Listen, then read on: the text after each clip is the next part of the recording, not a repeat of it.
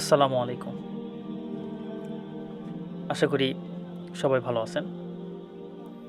তো আজকে কথা হলো যে আপনারা ভোট কাকে দিবেন এবং কোন প্রার্থীকে দিবেন। সো এই বিষয় নিয়ে আজকে অল্প একটু কথা বলবো। জানি না সঠিক বলতে পারবো কি না, বাট চেষ্টা করব যেন সঠিকটাই বলতে পারি। তো এখন আমরা ভোট দেব কারে? কারে ভোট দেব?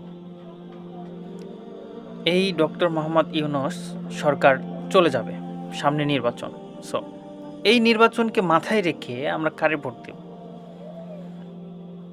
যে আমাদের হাদির বিচার করবে, যে আমাদের মতো হাদি যারা রয়েছে তাদেরকে প্রোটেক্ট করবে, আমাদের ছাত্রদেরকে যেভাবে গুলি করা হয়েছে এটাকে প্রতিহত করবে, এটাকে রুখে দাঁড়াবে।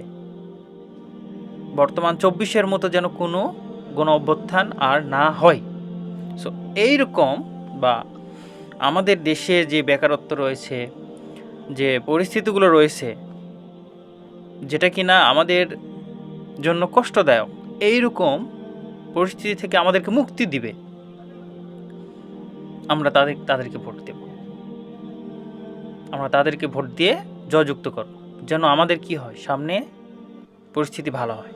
সো আমি চিন্তা করে দেখছি যে বর্তমানে জামাতে ইসলাম, ধানের শীষ এবং স্বতন্ত্র প্রার্থী যেগুলো আছে, এই প্রার্থীগুলোর মধ্যে আপনার কাকে বেশি ভালো লাগে এবং কার কথায় আপনি মনে হয় যে না, সে যদি দেশ চালায় বা ক্ষমতায় আসে তাহলে আমাদের জন্য ভালো, এমন ব্যক্তিকে আপনারা চয়েস করবেন এবং ভোট দিবেন।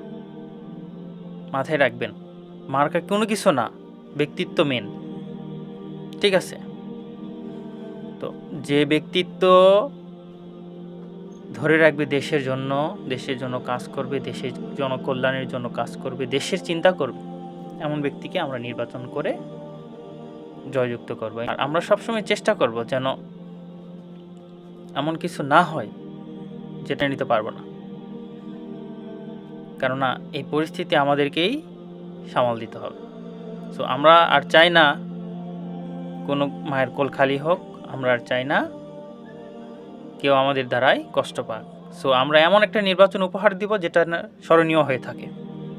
আমি ইতিমধ্যে অনেক কিছু জানতে পারছি, ইনশাল্লাহ বলে দিব সামনেতে, ভিডিও মাধ্যমে আমি বলে দিব যে কিভাবে কি হবে। ইনশাল্লাহ ভালো থাকবেন সবাই।